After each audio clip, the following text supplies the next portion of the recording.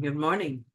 I'm Rev Myron. I'm a minister through Pathways of Light, and I've been a Course in Miracles student for over 40 years.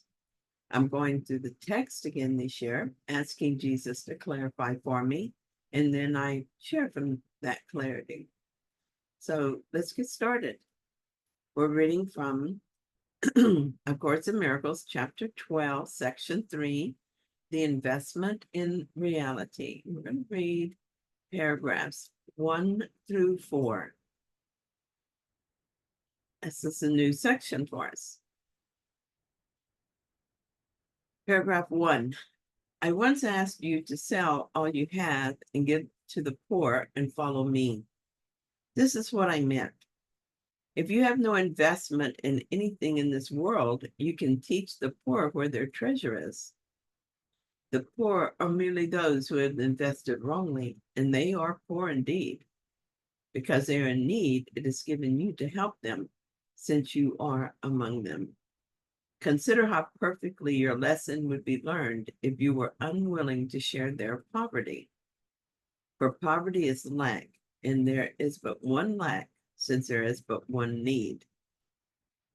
It's an interesting paragraph. Jesus is explaining the purpose of the biblical quote and the meaning behind the words. In the Bible, he was quoted as having asked that a man sell all he had and give it to the poor in order to follow him. And what he meant was that his followers should give up their investment in the world. Selling material possessions would be a symbol of having given up the love or need of them, that is, giving up the attachment to the world of form. What would be the meaning behind giving to the poor?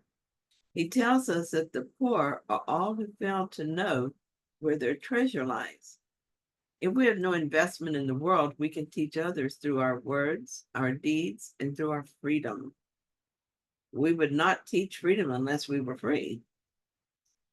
I could talk all day about being free from the world, but if my life showed that I valued the world and all it offers, I would only be teaching confusion. As long as we think there is something to long for, some need as yet unmet, we are not free. Need is poverty. It is expression of lack. There's only one thing we need, and that is our awakening. Once we let go of the attachment to the things we own and the things we want to own, we're free to follow Jesus to our awakening. Otherwise, our energy will go toward fulfilling those needs. Does this mean that I should sell all my belongings and my house and walk the earth unburdened by them? Being without things will not bring me to the awakening. If I were without all these things and felt poor for it, I would not be free. However, being without the need for these things will allow me to discover my true treasure. I can have a lovely home and many beautiful things and enjoy them without needing them. This leaves my mind free and open to what does matter. It is not things that tie me to the world. It is a need for those things that do that. Paragraph 2 tells us, suppose a brother insists on having you do something you think you do not want to do. His very insistence should tell you that he believes salvation lies in it. If you insist on refusing and experience a quick response of opposition, you are believing that your salvation lies in not doing it. You then are making the same mistake he is and are making his error real to both of you. Insistence means investment, and what you invest in is always related to your notion of salvation. The question is always twofold. First, what is to be saved? And second, how can it be saved? I have a brother who's very religious. He believes as strongly in his version of religion as I do in A Course in Miracles. It used to be that when we were together, we tried not to talk about the only thing that really mattered to us, since we seemed to have no meeting place on this subject. Over time, I made a different choice. I don't bring up religion, but if he wants to talk about it, I let him. I open my mind to the Holy Spirit in him and listen. He thinks this is where salvation lies. That is, sharing his beliefs with me is salvation to him. To refuse to hear him would mean that I think not hearing his beliefs is my salvation. When I close my ears to him, I am making the same mistake he is and making our error real to us both. I know that A Course in Miracles is not the only path home, and I know that where he is on his path is perfect for him at this time. So why would I resist his words? He's sharing his joy. Why wouldn't I accept this gift gladly and in gratitude that he loves me and wants me to have it? Am I invested in the idea that my way is the only way? If so, I have a thought in my mind that I can bring to the Holy Spirit to be healed. I don't have to join him in his beliefs, but I can be a listener. God honors our miscreation simply because they are ours. That doesn't mean he accepts them as truth. I can emulate that generosity and love and honor my brother's ideas, whether I embrace them or not. I can do that in politics as well. And there's a place where we really need to look at our investment. Hey, that's paragraph 3. Whenever you become angry with a brother, for whatever reason, you're believing that the ego is to be saved and to be saved by attack. If he attacks, you're agreeing with this belief. And if you attack, you're reinforcing it. Remember that those who attack are poor. Their poverty asks for gifts, not for further impoverishment.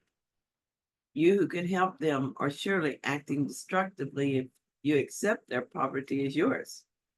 If you had not invested as they had, it would never occur to you to overlook their need.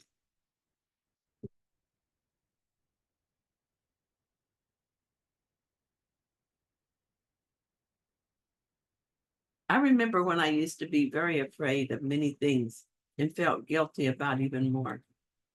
As a result, I attacked myself and others all the time. I was impoverished, not knowing who I was. I felt small and frail and vulnerable, and so I felt the need to defend myself. Not so much now. I can still forget my identity and become defensive against others, many of who are as impoverished as I once was. But most of the time, I recognize their need, and instead of making them feel poor, offer them the love that they think they lack.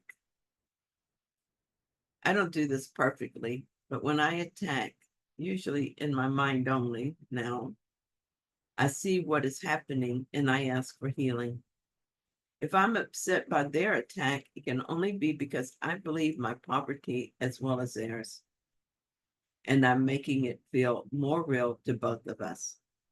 As I write this, it seems so straightforward and simple, and I think I know exactly how I will react. But I've seen from experience that if there's fear or guilt in my mind, I will act from that. One night when I was still working, I was at a meeting. I noticed that my competitor was there talking to my customer. They were sitting together and laughing, and I felt a knot of fear in my belly. I was impoverished and knew it. It was easy that night to release that false thought to spirit, but it was not always easy to do that. When it is hard, it just means there's a lot of fear in my mind, and I need to let that go. It is never about the other person or the circumstances, only about my own mind. When I remember that, I can be a healing channel for us all. When I forget, I have an opportunity to choose again. Each time I choose God, my memory of reality gets stronger and it is easier to remember the next time.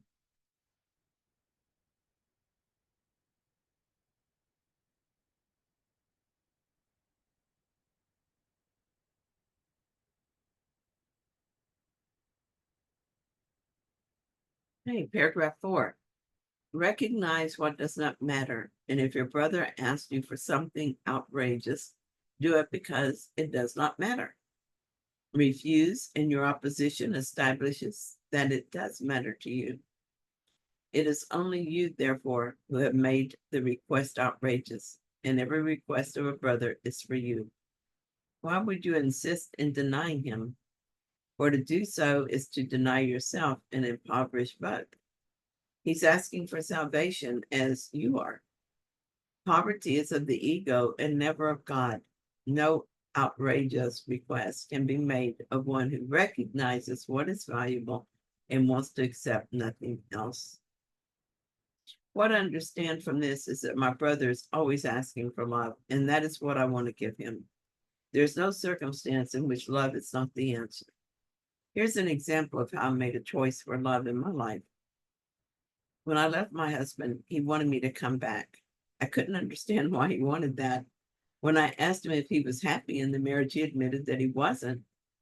And yet he thought he wanted the marriage to continue. What I eventually recognized was that what he really wanted was to be loved. It took us a while to work this out because I was confused about how to do this and still not be married to him. Finally, I did my own mind healing work and I forgave the relationship completely. When I did this, he began to feel the forgiveness, and then I was led to apologize to him for my part in the relationship. This was the thing he needed to hear. I couldn't do it at first because I thought it was outrageous to apologize. I believed in his guilt. And so no matter what I said, that belief was what I heard. Once I truly let the grievance go, I just naturally gave him what he needed. He never apologized to me for his part, but that's okay.